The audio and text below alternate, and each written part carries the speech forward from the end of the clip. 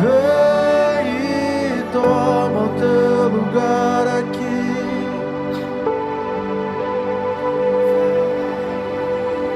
Sim, Pai, nós estamos diante de Ti. Nós estamos diante de Ti.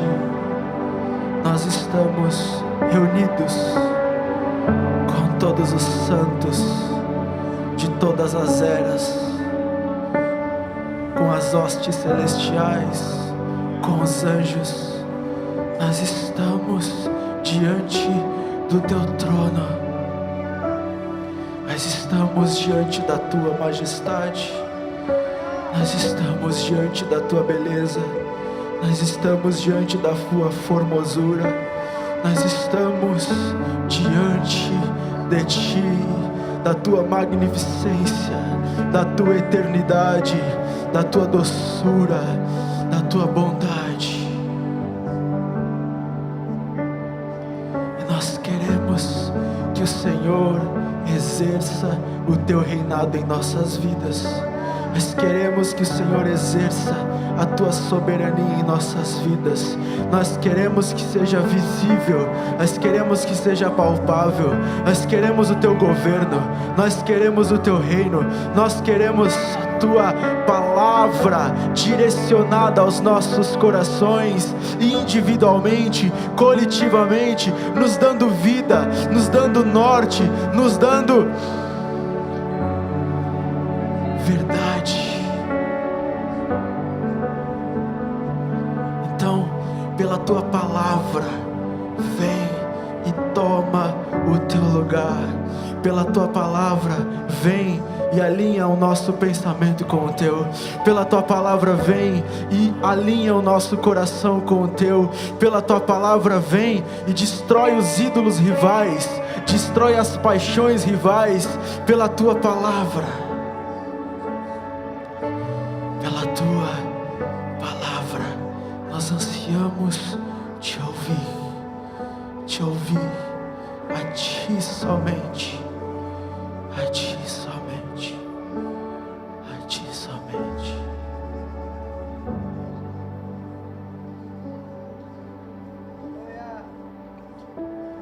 Aleluia. Você pode tomar o seu assento.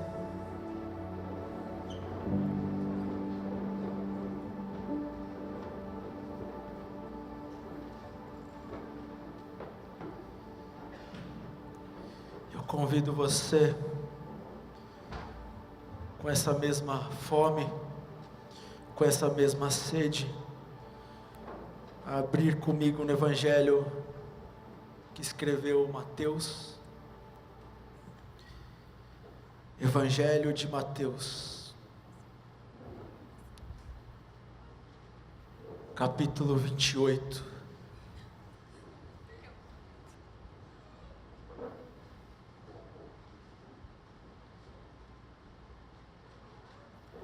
Evangelho de Mateus, capítulo 28.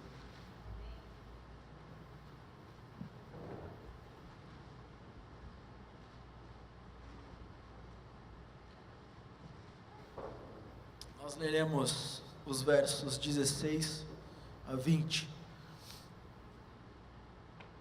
Os 11 discípulos partiram para a Galileia, para o monte que Jesus lhes havia designado. E quando viram Jesus, o adoraram. Mas alguns duvidaram. Jesus, aproximando-se, falou-lhes, dizendo: toda a autoridade me foi dada no céu e na terra. Portanto, vão e façam discípulo de todas as nações, batizando-os em nome do Pai, do Filho e do Espírito Santo, ensinando-os a guardar todas as coisas que tenho ordenado a vocês. E eis que estou com vocês todos os dias, até o fim dos tempos.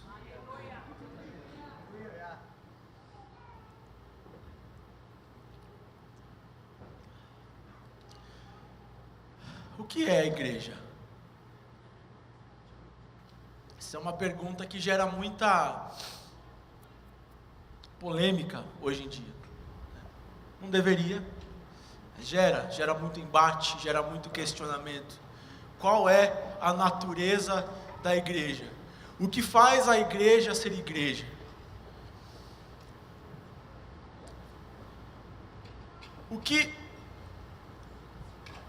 Se a igreja não tiver ou não fizer, ela não será mais igreja. O quê? E o Novo Testamento traz algumas respostas centrais, algumas respostas importantes.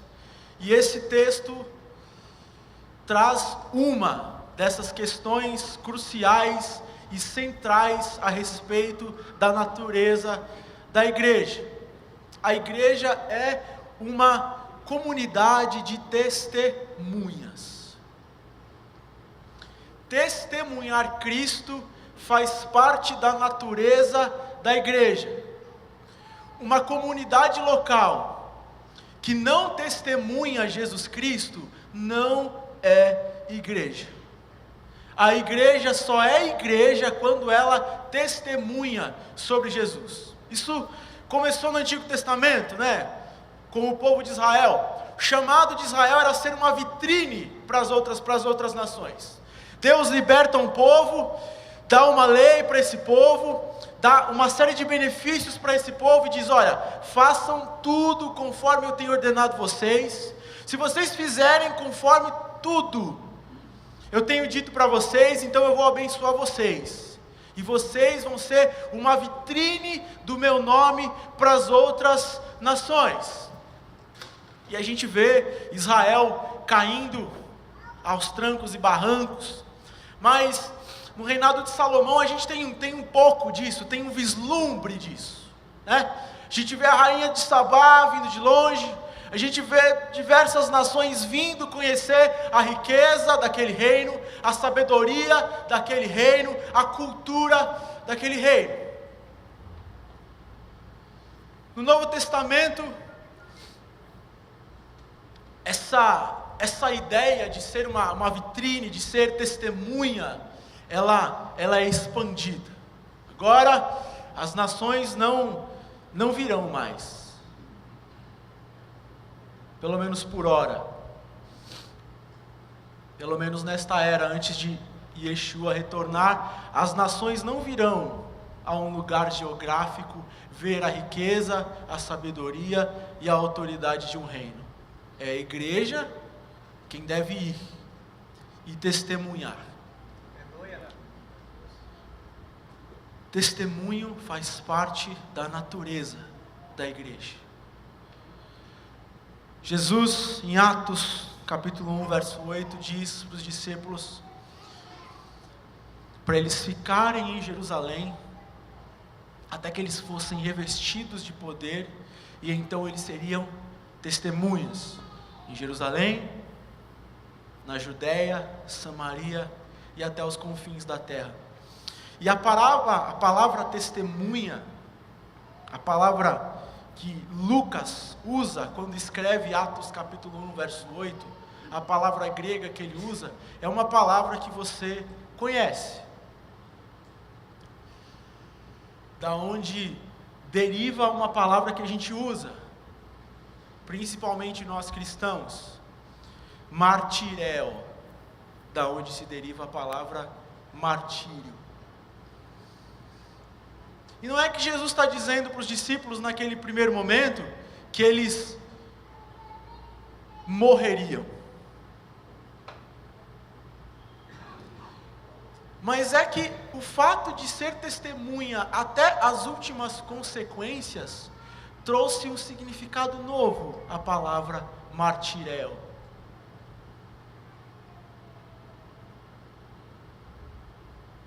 Por que os mártires são chamados de mártires? Porque eles mantêm uma palavra até as últimas consequências. Essa é a natureza da igreja. Testemunhar em tempo, fora de tempo, até as últimas consequências. Manter um testemunho. manter uma palavra. E disso nos surgem perguntas: o que nós devemos testemunhar? Por que nós devemos testemunhar? Com base em quê? E esse texto nos responde. Eu quero refletir algumas coisas rapidamente. Primeira coisa que eu quero chamar a atenção aqui é essa fala inicial de Jesus: toda a autoridade me foi dada no céu e na terra. Provavelmente todo mundo aqui crê que Jesus é Deus, certo? Jesus sempre existiu em igualdade com o Pai e com o Espírito Santo. Jesus é eterno. A Bíblia diz que foi por meio de Jesus que o Pai criou todas as coisas. Que sem Jesus, que é a palavra do Pai, nada do que foi feito teria sido feito. E é Jesus, por meio da sua palavra poderosa, que sustenta todas as coisas. Então Jesus é dono de todas as coisas, Jesus tem todo o poder. Como ele diz para os discípulos que toda a autoridade foi dada? Como assim? Ele já não tinha autoridade? Jesus não teve autoridade sempre, desde a eternidade? Quando os nossos pais pecaram, Adão e Eva, aliás, antes disso, Deus cria o mundo. Gênesis 1 pinta a criação como um grande templo onde Deus encontra aquele que o representa, a sua imagem e semelhança, e Deus entrega toda a autoridade para Adão. Deus entrega toda a autoridade para Eva. Deus entrega toda a autoridade para o ser humano e diz: olha, tudo isso é de vocês. Desenvolvam os potenciais da criação, sujeitem, façam tudo para a minha glória. Quando os nossos pais pecam, a autoridade que foi concedida a eles é usurpada pela serpente. Por isso que em Mateus capítulo 4, quando Satanás aparece para tentar Jesus, ele leva Jesus e apresenta todos os reinos da terra e diz para Jesus: olha, tudo isso aqui é meu. Se você quiser essa autoridade, se você quiser essa honra, se você quiser poder sobre esses reinos, se prostra e me adora. Mas Jesus não é Deus? Sim, Jesus é Deus, mas Jesus é o Messias. Jesus é o segundo Adão. E Jesus, como o segundo Adão, veio reconquistar tudo aquilo que o primeiro Adão havia perdido. E da mesma forma como o primeiro Adão foi tentado pela serpente, num jardim, num deserto, o segundo Adão não cede à tentação. O primeiro Adão cai no jardim, cai num lugar de deleite, cai num lugar de fartura, cai num lugar de delícias, cai num lugar onde existe abundância de provisão. O segundo Adão triunfa sobre a serpente no deserto, no lugar de escassez, no lugar onde falta, num lugar de tormento.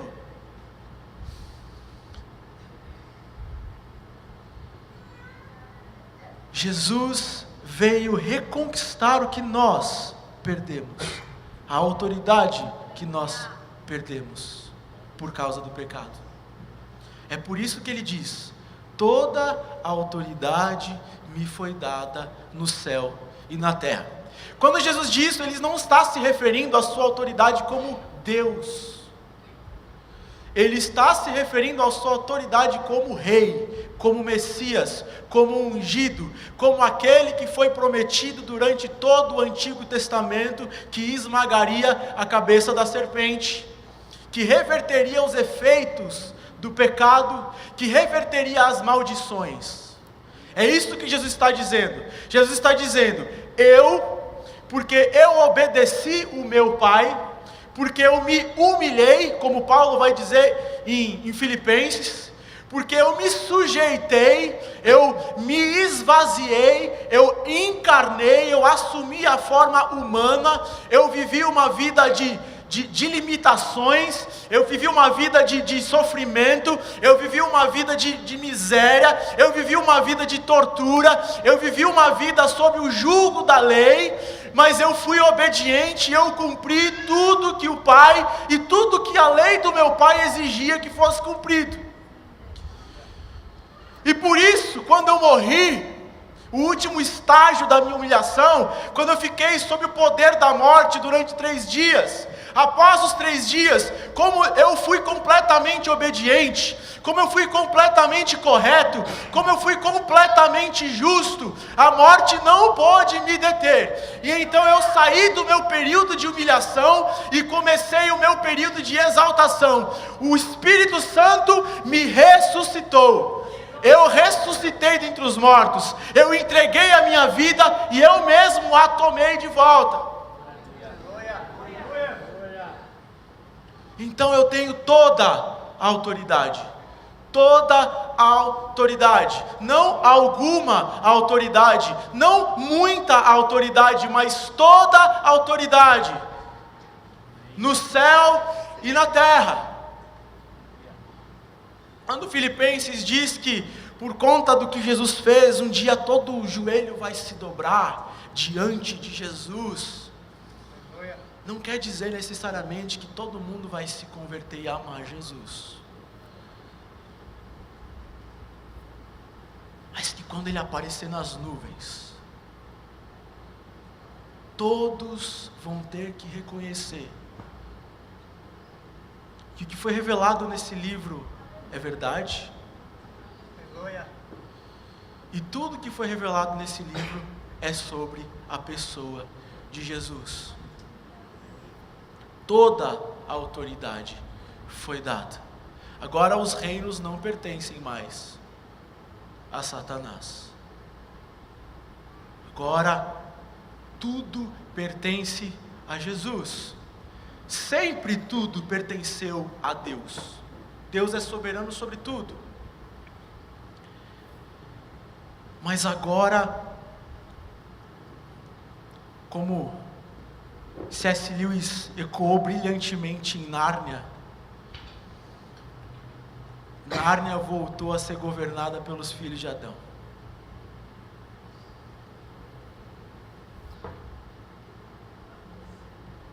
Existe o reino cósmico de Deus. O que é o reino cósmico de Deus?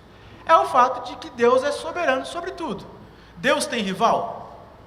Não. Deus não tem rival. Mas existe o reino de Deus. E o reino de Deus é diferente do reino cósmico de Deus. O reino de Deus é esse resgate que Jesus faz do reino usurpado de Adão. Isso é o reino de Deus. É o governo de Deus, é o domínio de Deus, através de um homem, Jesus Cristo, o justo, Jesus Cristo. Ele tem toda a autoridade. Imagina que uma cidade, daquelas cidades antigas, dos livros de fantasia, com muros altos, portões. Imagina que alguém entrou nessa cidade e tomou essa cidade.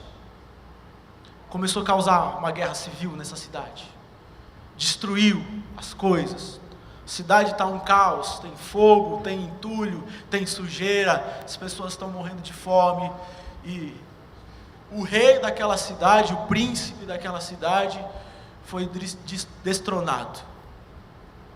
Mas o rei, o pai do príncipe, envia seu filho mais velho para retomar o domínio daquela cidade.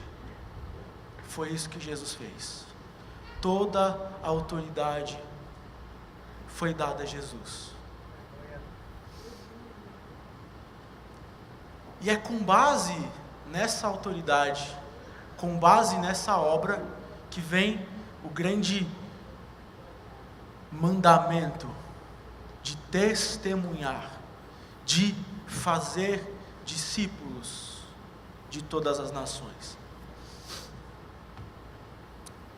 E esse verso 19, ele gera dois problemas. Quando a gente começa a falar de missões na igreja, geralmente a gente tem dois extremos.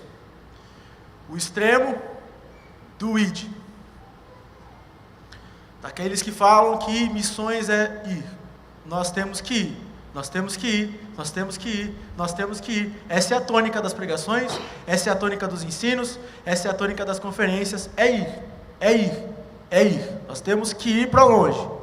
Missões, para esse grupo da igreja, geralmente é entendido como ir no lugar mais longe, mais desconhecido, mais pobre, e testemunhar sobre Jesus. Eles traduzem esse verbo como esse imperativo forte: ide, vão. Mas aí talvez você já tenha ouvido uma outra interpretação desse texto, que diz que a parte principal da estrutura gramática do texto, a parte principal é fazer discípulos. E nós temos aqui esse vão, no idioma em que o Novo Testamento foi escrito, no grego, é um tal de particípio, e a gente pode traduzir então como indo. Ou seja, essa galera enfatiza que missões não é necessariamente ir, é fazer discípulos. Aonde a gente está, aonde você estiver, faça discípulos, influencie pessoas. O caminho do meio é sempre melhor.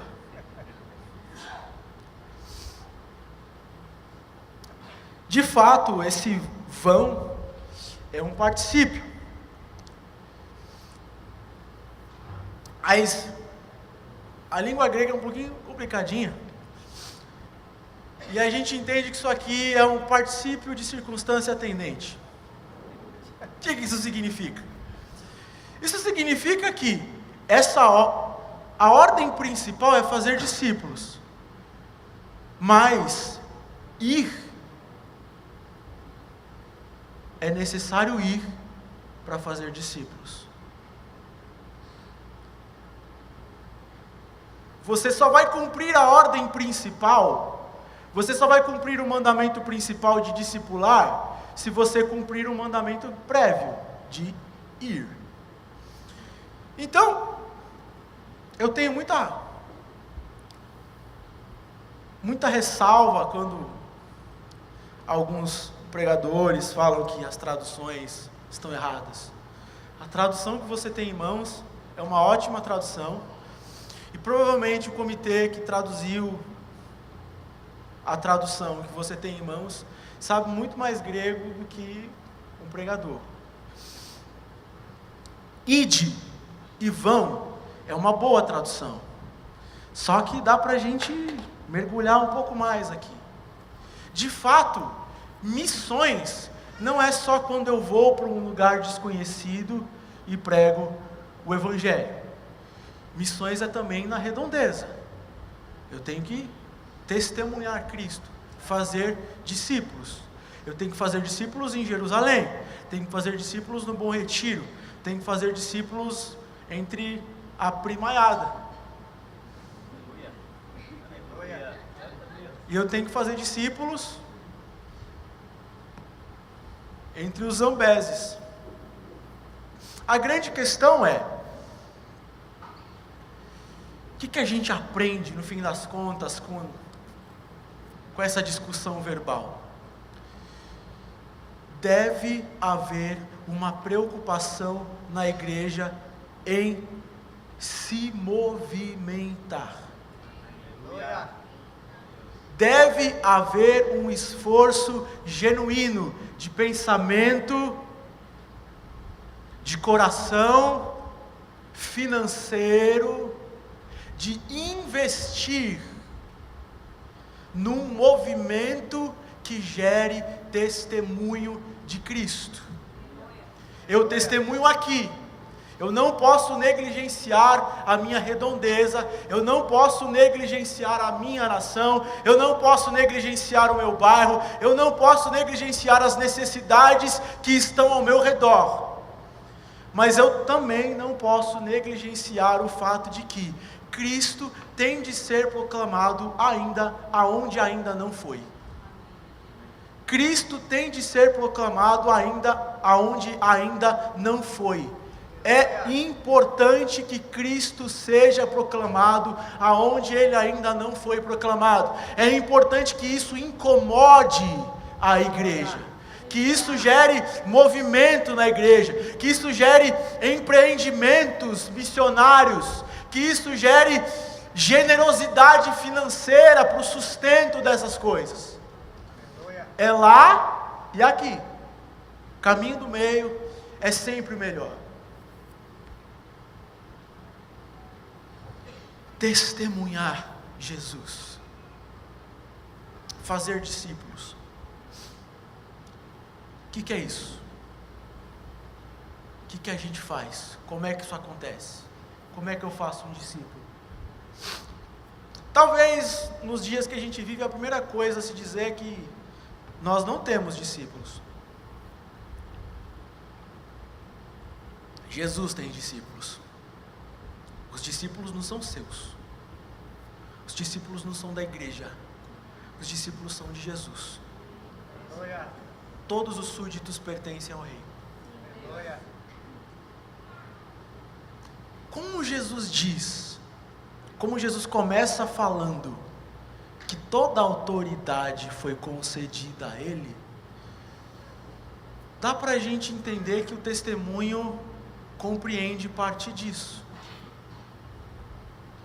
E a gente não costuma ver a evangelização desse jeito.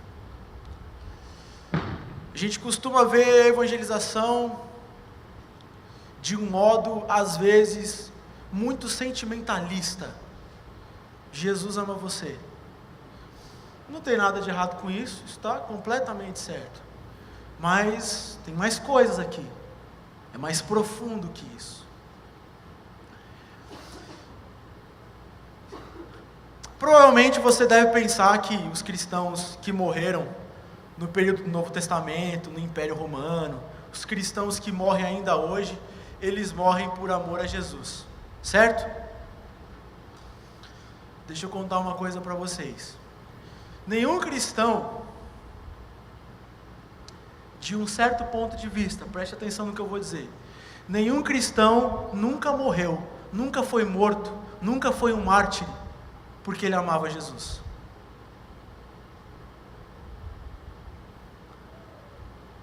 Sabe que os cristãos morriam no período do Novo Testamento?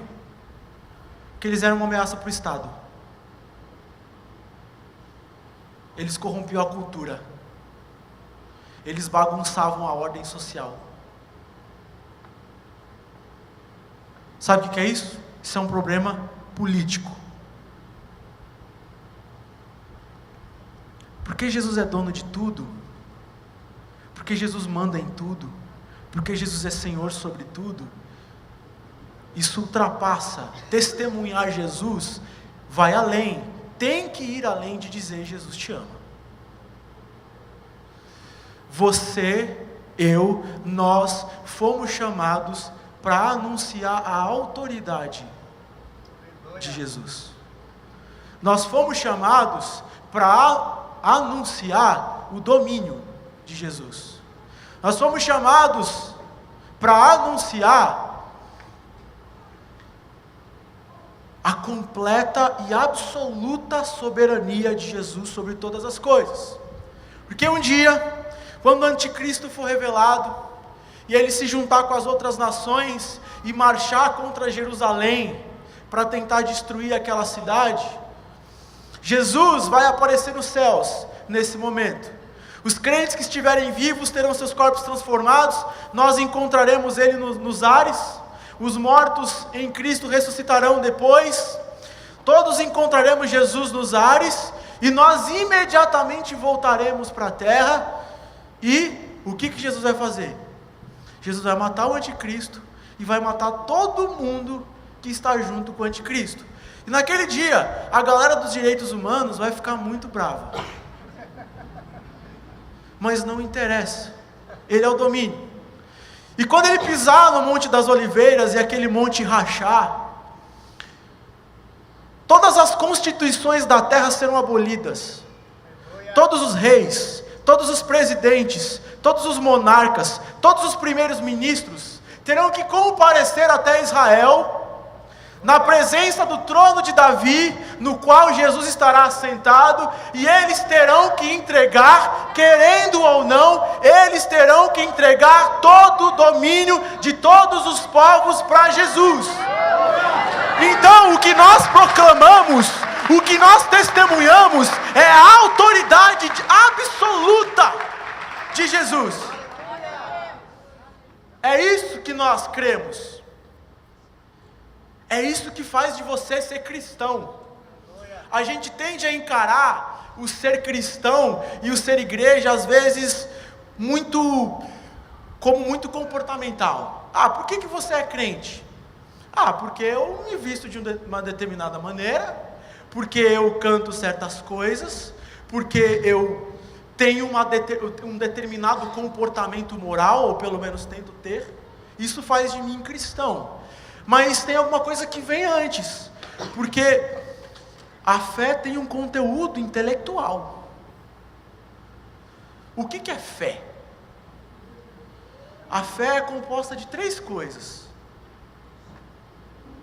algo que você conhece, uma informação que você conhece, você concorda com essa informação, e você confia nisso. Então, um dia alguém te disse: Jesus Cristo é o Rei dos Reis. Você conheceu essa informação. Depois você concordou com essa informação. Você assentiu com essa informação. E então você confiou que Ele é o Rei dos Reis. Isso é fé. Fé tem que ter essas 3 coisas. Se falta alguma, não é fé.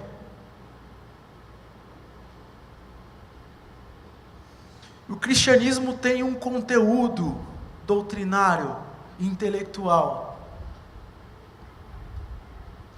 Quando a gente começa a falar de missões, tem uma frase que usam muito.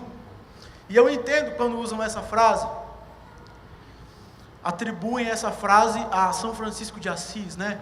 Pregue o evangelho e, se possível, use palavras. Quem já ouviu essa frase aqui? Evangelho é notícia, certo? Agora imagina você chegando na sua casa, sexta-feira à noite, você está querendo ver o jornal. Você liga na Rede Globo e o William Bonner vai apresentar o Jornal Nacional. E aí quando ele começa a apresentar o Jornal Nacional, ele faz um vlog sobre o dia dele. Ele mostra como ele viveu. Faz sentido? Não faz sentido. Uma notícia tem que ser dita, tem que ser contada. Eu entendo que quando as pessoas dizem que nós devemos pregar com a nossa vida, o que elas querem dizer na verdade é: a sua vida tem que condizer com o que você crê.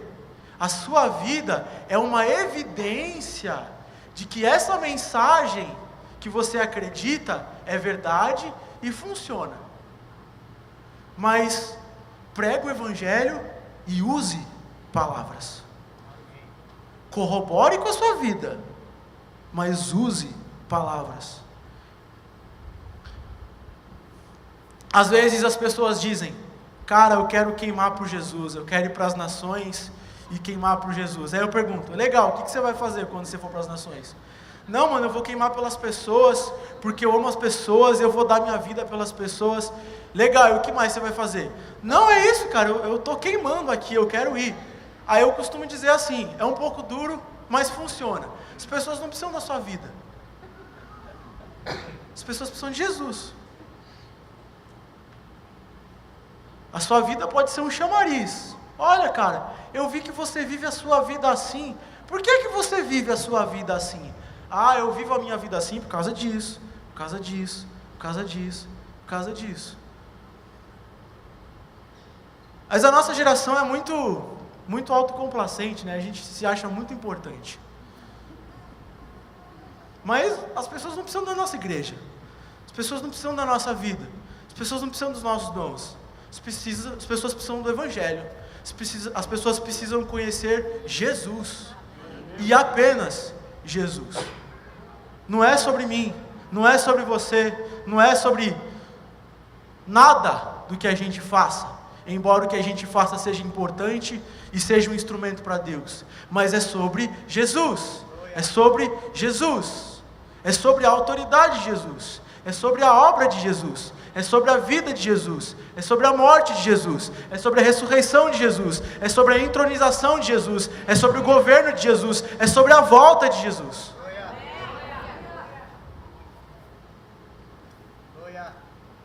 Nós temos que ir e fazer discípulos. Nós temos que ir e testemunhar. E como é que eu testemunho? Como é que eu faço discípulos? O texto diz duas coisas: batizando e ensinando. E a ordem é importante.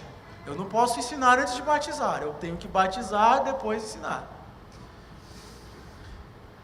E o batismo aqui aponta muito mais do que simplesmente para a cerimônia de mergulhar.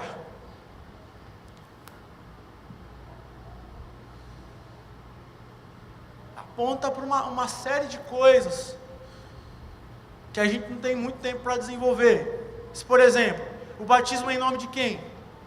Do Pai, do Filho e do Espírito Santo. Você vai testemunhar, né? A gente tem a mensagem de Deus, certo? A gente tem a palavra de Deus. Que Deus? Quem é Deus? O Pai, o Filho e o Espírito Santo. Batismo tem a ver com a necessidade de arrependimento, de renúncia, do símbolo do que Jesus fez, porque o batismo aponta para a união que eu tenho com Cristo. Por isso que Paulo vai dizer que o batismo significa que eu morri com Cristo, e se eu morri com Cristo, eu também ressuscitei com Cristo. Deus não aceita você porque você tem fé. Já parou para pensar nisso? Deus não aceita você porque você se arrependeu. Às vezes a gente pensa isso, né? A gente peca, é assim que funciona, a gente peca. Aí a gente vai orar. Aí, quando a gente não fica triste o suficiente, aí a gente pensa assim, acho que Deus não me aceitou não. Só que isso é uma mentalidade religiosa. Porque Deus não te aceita pela qualidade do seu arrependimento, nem pela qualidade da sua fé. Deus te aceita por causa de Cristo. É pelo que Cristo fez. E o batismo aponta para isso. O batismo não significa que você se arrependeu e é bonzinho, e porque você é sincero, Deus vai te aceitar. Não. O batismo significa que você conheceu Cristo, concordou com tudo que Ele disse e fez, e confia no que Ele fez. Então o batismo é um símbolo de que você foi unido a Ele. Por isso que o Novo Testamento vai falar sempre em Cristo. Tudo que você tem é em Cristo. Em Cristo nós temos salvação. Em Cristo nós temos redenção. Em Cristo nós temos perdão. Em Cristo nós temos a presença do Espírito Santo em nós. Em Cristo nós habitamos nas regiões celestiais. É em Cristo. E por que a gente teme em pensar que Deus aceita a gente por causa do nosso arrependimento? Isso é religião. Isso não é evangelho. Lembra da parábola do fariseu e do publicano? O fariseu orando: Deus, obrigado que eu não sou igual a esse cara aqui. Eu cumpro a tua lei. Eu dou o dízimo. Eu faço tudo certinho. Obrigado. E o publicano: Deus, ser propício a mim, pecador. Me ajuda. Aí Jesus pergunta: quem é que saiu justificado? Quem era bom de arrependimento? Quem chorava bastante na oração? Quem dizia a verdade na oração? Por que você acha que se você dizer a verdade para Deus na oração, Ele vai ser obrigado a aceitar você? É bom que você diga a verdade na oração para o seu próprio bem, mas para Deus isso não faz diferença nenhuma. O que faz diferença é se você está em Cristo ou não. Aí a gente acha que os religiosos são só a galera que usa terno. A gente acha que os religiosos são só os muçulmanos que se suicidam. Mas a gente está impregnado de religião. Porque o nosso coração é uma fábrica de ídolos. E a gente crê em Jesus e daqui a pouco tem um ídolo lá. E essa obra da renovação tem que continuar. Ele tem que vir e continuar quebrando os ídolos da religiosidade. Jesus te aceita, Deus te ama, Deus te recebe por causa de Jesus. Não é por causa da sua oração, não é por causa do seu arrependimento, não é por causa da sua sinceridade, não é por causa do seu pedigree religioso. É só por causa de Jesus. E às vezes a gente vai testemunhar Jesus, a gente vai pregar o evangelho e a gente faz isso. A gente chega para o cara e fala: você é um pecador, você tem que parar com isso e vir para a igreja. Não é assim que prega o evangelho, porque o ensino da lei de Deus é depois do batismo. Primeiro a gente diz para o cara: olha só, você está errado, crê nisso aqui. Se você crê nisso, você vai estar livre da culpa. Depois que o cara creu, aí sim a gente vai ensinar. Igual a gente vai falar, com um homossexual, por exemplo. A gente quer discutir sexualidade. E aí a gente acha que a gente está pregando o evangelho, discutindo sexualidade. Aí tem um programa da Luciana Gimenez, tá lá o pastor, o gay, eles ficam discutindo sexualidade. Mas aquilo não é pregar o evangelho, aquilo é pregar moral cristã. E moral cristã não leva ninguém para o céu. O que leva para o céu é o sacrifício de Jesus Cristo. E a fé no sacrifício de Jesus Cristo. A confiança no sacrifício de Jesus Cristo.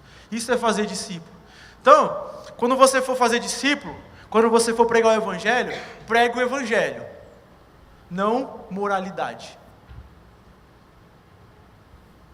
Em a parábola do filho pródigo, Mas esse título não é bom, e esse título não foi a Bíblia, esse título foi os editores que colocaram lá.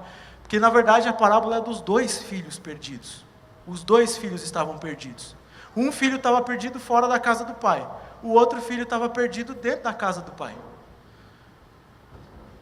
Porque ele achava que ele poderia conseguir o favor do pai pelo bom comportamento dele.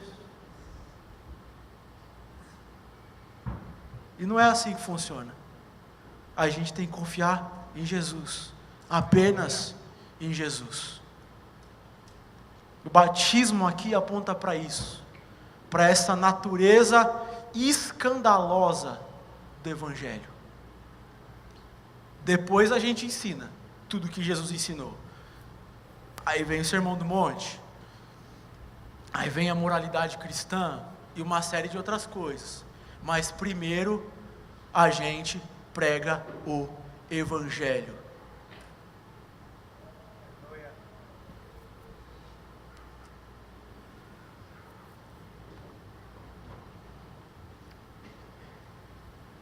E aí Jesus diz assim: se vocês fizerem isso, eu vou estar com vocês até o fim dos tempos. E quando Jesus está com a gente percebe que Ele está com a gente. Ele mostra sinais de que Ele está com a gente. E por que às vezes a gente não percebe Jesus com a gente? Porque a gente está fazendo o que Ele mandou errado e pelo motivo errado. A gente não está fazendo o que Ele mandou, discipular as nações, com base na autoridade que Ele conquistou.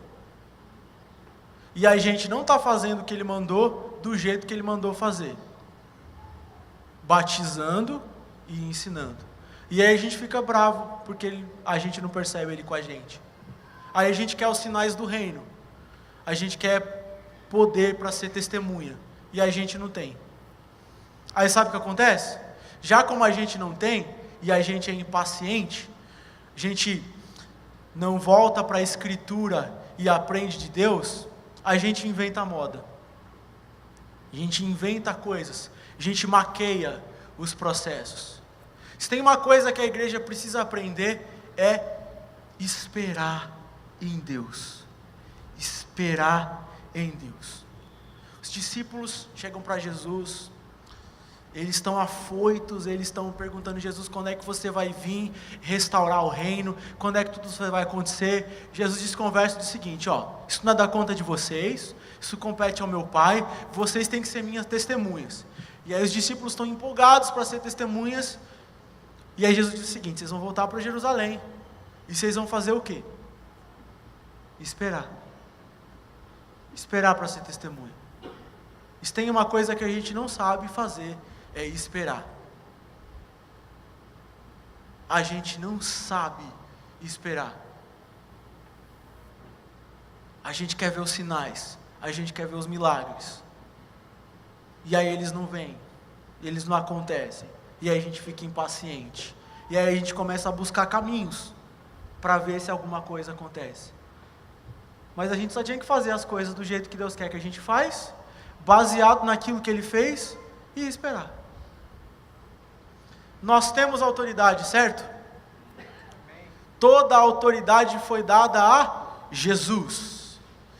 Então, de Jesus, nós temos autoridade também. Eu usei uma ilustração algumas semanas atrás no culto da RM12 e eu quero compartilhar com vocês também. Um policial tem autoridade. A farda dele diz que ele tem autoridade. A lei diz que ele tem autoridade. Mas ele consegue sempre exercer a autoridade? Às vezes ele chega para o meliante e fala: você está preso em nome da lei. E o meliante fala: tá bom, estou preso em nome da lei.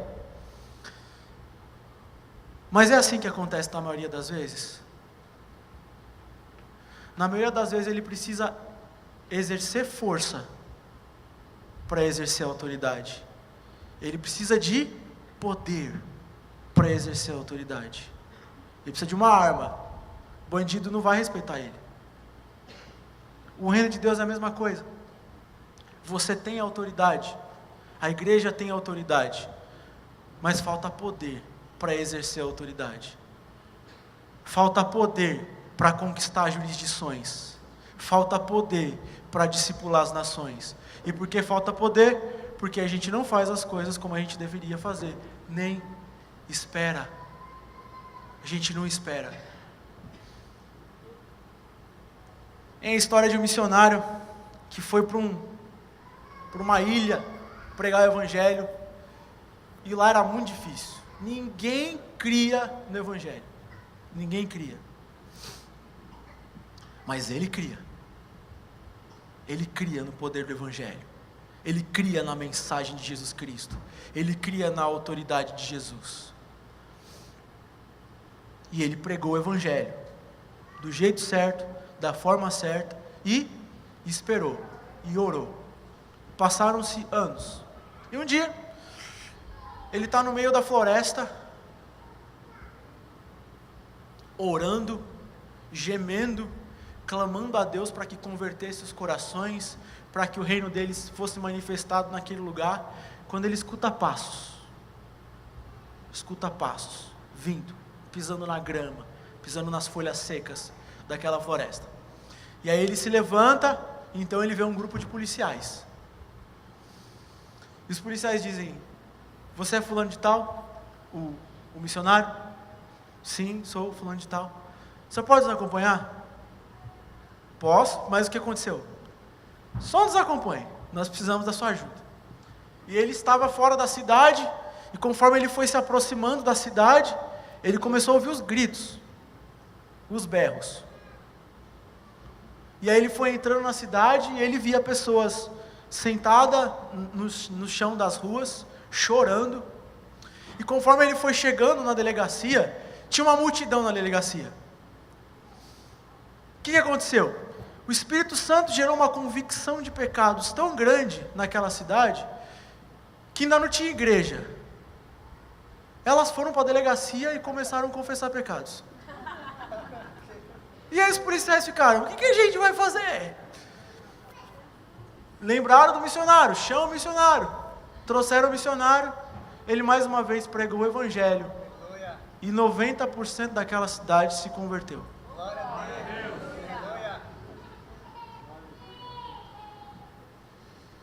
A igreja só é igreja quando é testemunha. Isso preocupa você? Isso incomoda você? Você quer ser testemunha?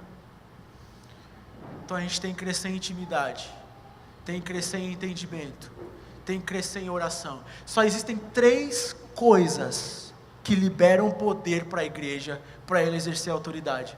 3 coisas. Primeiro, pureza doutrinária, pureza do evangelho. Pregar o evangelho com precisão. Quem inspirou a escritura foi o Espírito Santo. O Espírito Santo não vai abençoar uma mensagem que não tem precisão com aquilo que ele revelou na escritura. Segunda coisa, apostolicidade.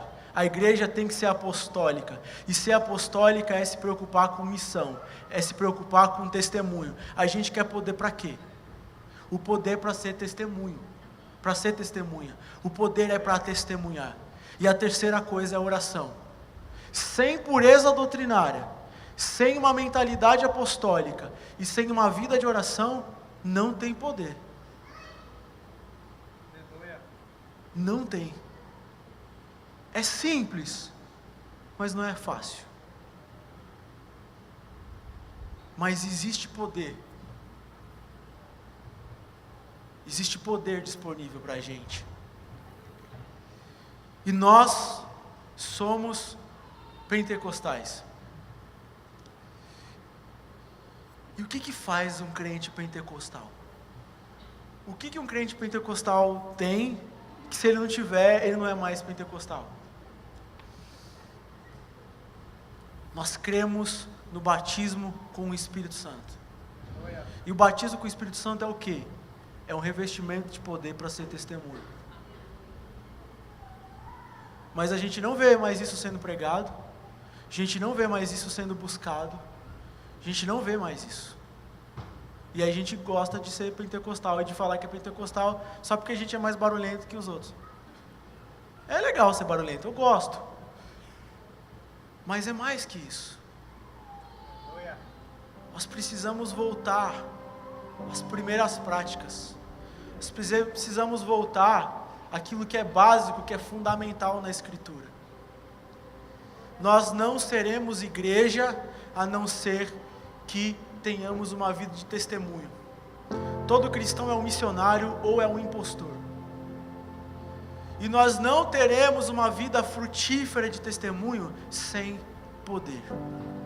E nós não teremos poder sem pureza doutrinária, sem apostolicidade e sem vida de oração. Nós não teremos poder sem o Espírito Santo.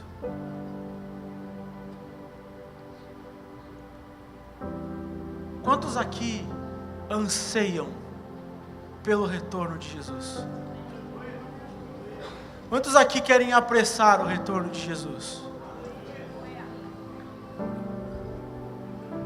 Quantos aqui querem ser testemunhas da autoridade de Jesus, do reino de Jesus, do resgate que Jesus fez, do poder de Jesus?